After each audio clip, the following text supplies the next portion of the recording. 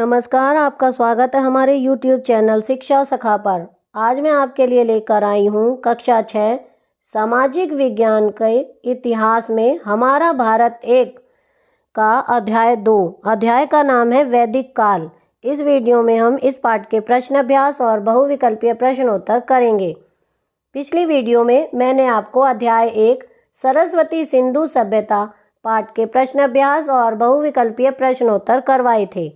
अगर आप मेरे चैनल पर नए हैं और अभी तक आपने मेरे चैनल को सब्सक्राइब नहीं किया है तो प्लीज़ सब्सक्राइब कर लें और बेल आइकन को ज़रूर दबाएं। मैंने अपने चैनल की प्लेलिस्ट में सब्जेक्ट वाइज लिस्ट डाली हुई है। आप जिस भी सब्जेक्ट के लेसन को देखना चाहते हैं मेरे चैनल की प्लेलिस्ट में जाकर उसे देख सकते हैं। तो चलिए पाठ की शुरुआत करते हैं।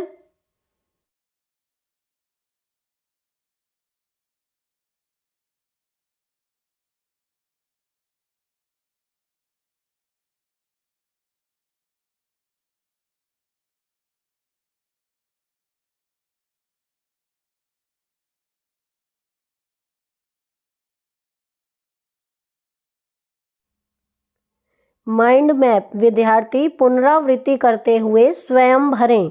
ऋग्वैदिक काल और उत्तर वैदिक काल का राजनीतिक जीवन। ऋग्वैदिक काल का राजनीतिक जीवन है नंबर 1 सबसे बड़ी इकाई जन थी। नंबर 2 ग्राम के मुखिया को ग्रामणी कहते थे। नंबर 3 राजा निरंकुश नहीं था। नंबर 4 देश के लिए राष्ट्र शब्द का प्रयोग होता था। अब उत्तर वैदिक काल का राजनीतिक जीवन है नंबर 1 राज्य बड़े हो चुके थे। नंबर 2 राजा अनेक उपाधियां धारण करता था। नंबर 3 राजाओं की शक्तियों में वृद्धि हुई। नंबर 4 राजा का पद वंशानुगत था। सामाजिक जीवन ऋग्वैदिक काल। नंबर 1 परिवार संयुक्त होते थे। नंबर 2 पिता या बड़ा भाई परिवार का मुखिया होता था। नंबर 3 वर्ण व्यवस्था थी। नंबर 4 शिक्षा मौखिक होती थी। उत्तर वैदिक काल का सामाजिक जीवन नंबर 1 छुआछूत की भावना नहीं थी। नंबर 2 वर्ण व्यवस्था जन्म पर आधारित थी। नंबर 3 स्त्रियों की स्थिति अच्छी थी। नंबर 4 नैतिक पतन आरंभ हो गया था।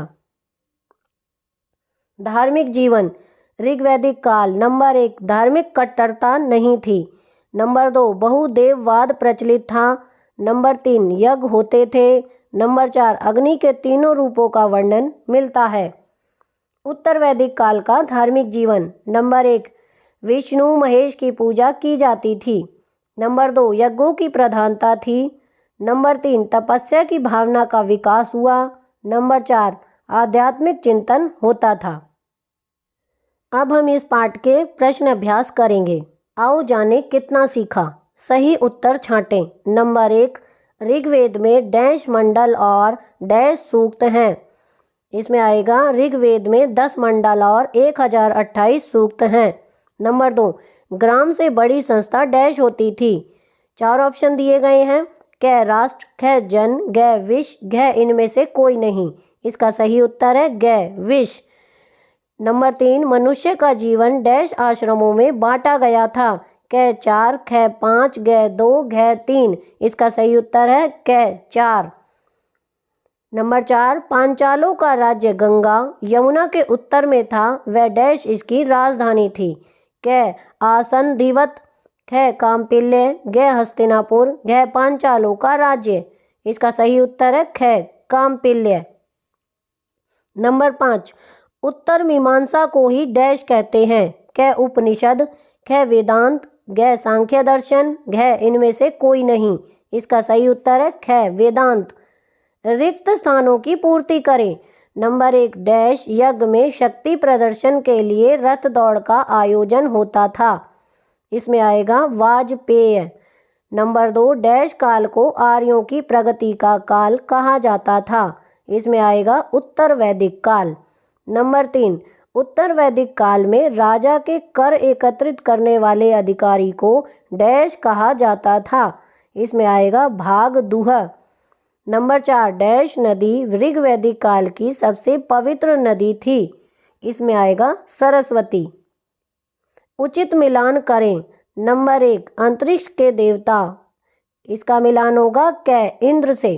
नंबर 2 गृहस्थ आश्रम, इसका मिलान होगा ग से, जीविका अर्जित करना एवं बच्चों का पालन पोषण करना।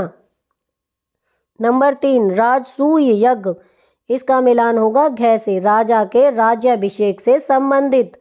नंबर 4 महिषी, इसका मिलान होगा अड़, मुख्य रानी से। नंबर 5 ऋग्वेद, इसका मिलान होगा ख, प्राचीनतम ग्रंथ। निम्नलिखित कथनों में सही अथवा गलत का निशान लगाएं। नंबर 1 वैदिक काल में जीवन को 4 भागों में विभाजित किया जाता है, ये सही है। नंबर 2 वैदिक काल में सभा और समिति संस्थाएं राजाओं पर अंकुश रखती थीं, ये सही है। नंबर 3 संन्यास आश्रम में समाज हित के लिए प्रयास करना होता था, ये गलत है। नंबर 4 वैदिक काल में व्यक्तिगत भूमि को उर्वरा तथा श्यामलाद भूमि को खिल्ले कहते थे, ये सही है। नंबर 5 उत्तर वैदिक काल में बाणों के नुकीले अग्रभाग कई बार विष से भी बुझे होते थे, ये सही है। अब हम लघु प्रश्न करेंगे। नंबर 1 विश्व का सबसे प्राचीन ग्रंथ कौन सा है? उत्तर ऋग्वेद। प्रश्न 2 राजा और प्रजा के बीच में मध्यस्थता का कार्य कौन करते थे? उत्तर राजा की सहायता के लिए पुरोहित, सेनापति, ग्रामणी आदि होते थे जो राजा और प्रजा के बीच में मध्यस्थ का काम। प्रश्न 3 ऋग्वेद की रचना किसने और कहाँ की थी? उत्तर ऋग्वेद की रचना गृत समद, विश्वामित्र, वामदेव, अत्रि, भारद्वाज, वशिष्ठ, कर्ण व अंगिरा आदि ऋषियों ने सरस्वती व दृशद्वती नदियों के किनारे पर की थी। प्रश्न 4 उत्तर वैदिक काल के प्रमुख राज्यों के नाम लिखो। उत्तर कुरु, पांचाल, काशी, कौशल, विदेह। प्रश्न 5 उत्तर वैदिक काल में शासन की कुशलता के लिए राजा द्वारा किन किन अधिकारियों की नियुक्ति की जाती थी, उनके कार्यों का उल्लेख करें।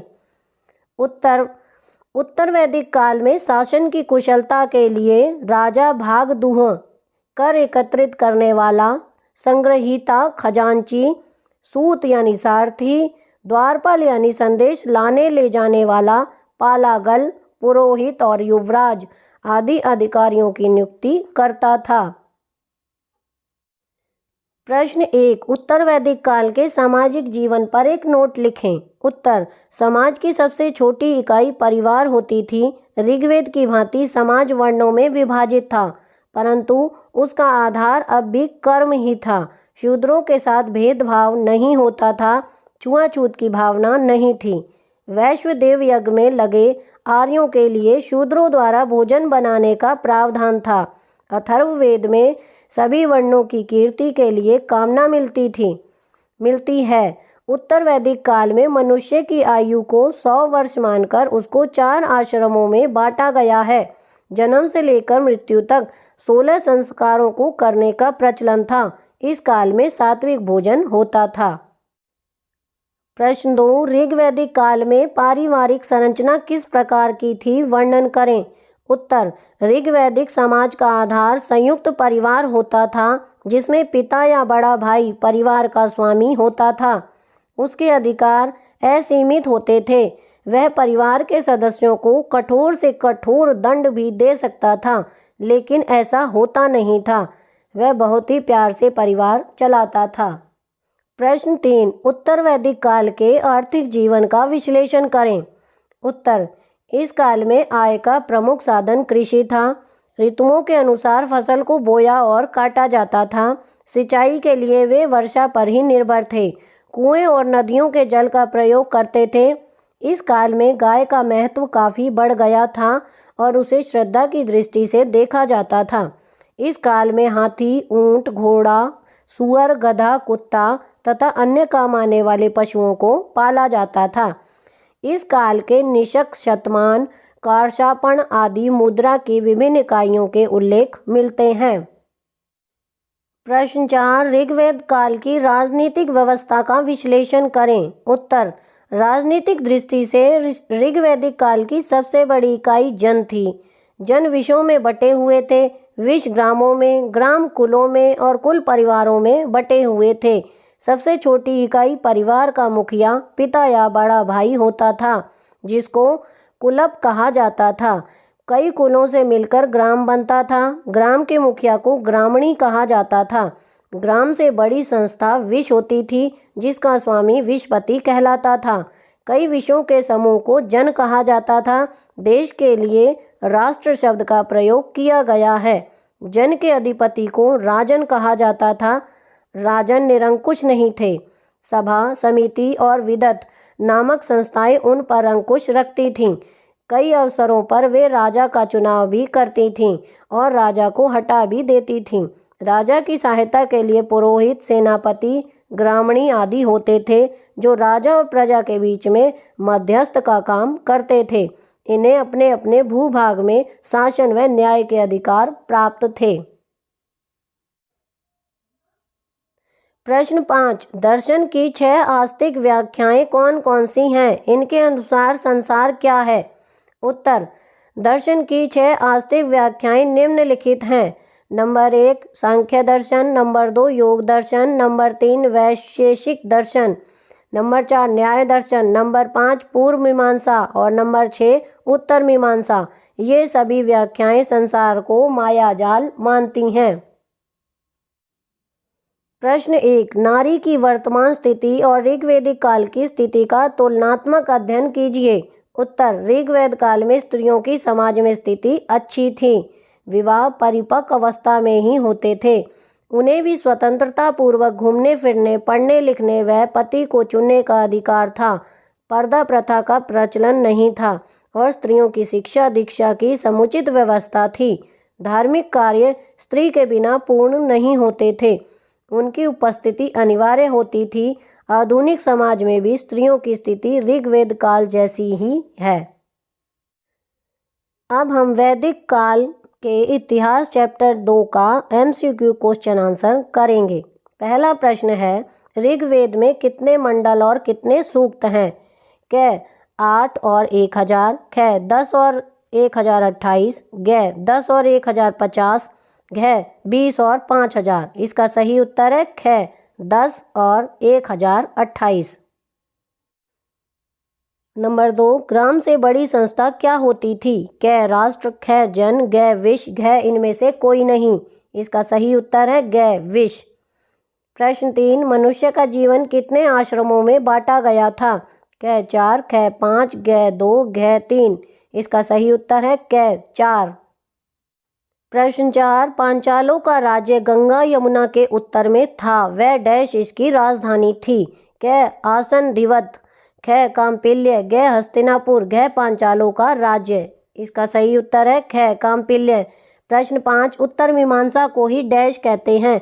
क उपनिषद, ख वेदांत, ग सांख्य योग, घ इनमें से कोई नहीं। इसका सही उत्तर है ख वेदांत।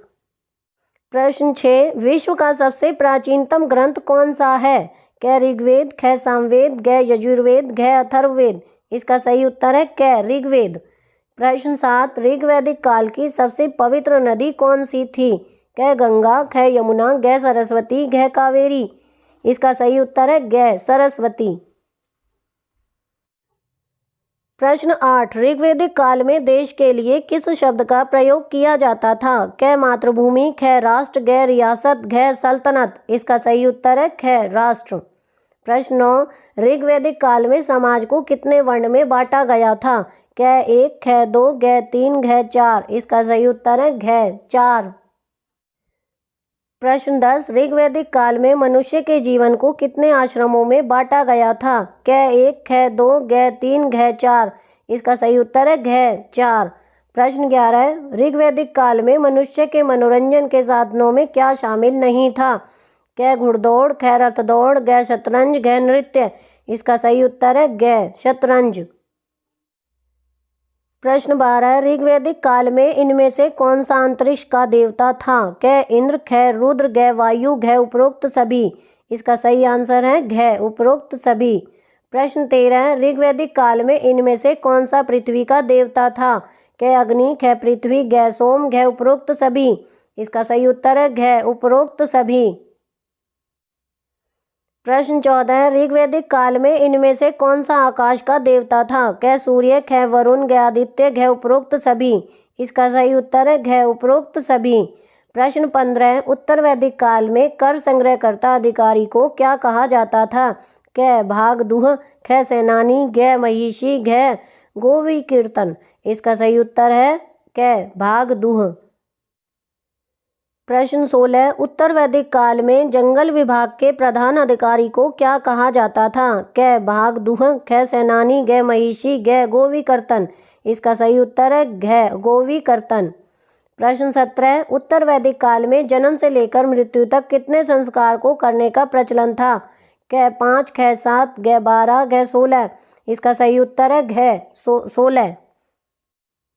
प्रश्न 18 निम्नलिखित में से किस वेद में भूत प्रेतों से रक्षा के लिए तंत्र मंत्र का उल्लेख मिलता है? क ऋग्वेद, ख सामवेद, ग यजुर्वेद, घ अथर्ववेद। इसका सही उत्तर है घ अथर्ववेद। तो यहाँ पर हमारा पार्ट 2 का अभ्यास का कार्य पूरा हो गया है। अगली वीडियो में मैं आपको पार्ट 3 रामायण व महाभारत काल के प्रश्नाभ्यास और बहुविकल्पीय प्रश्नोत्तर करवाऊंगी। आपको मेरी ये वीडियो कैसी लगी मुझे कमेंट करके ज़रूर बताएं। प्लीज़ मेरे चैनल को लाइक करें, शेयर करें और सब्सक्राइब करना ना भूलें। Thank you.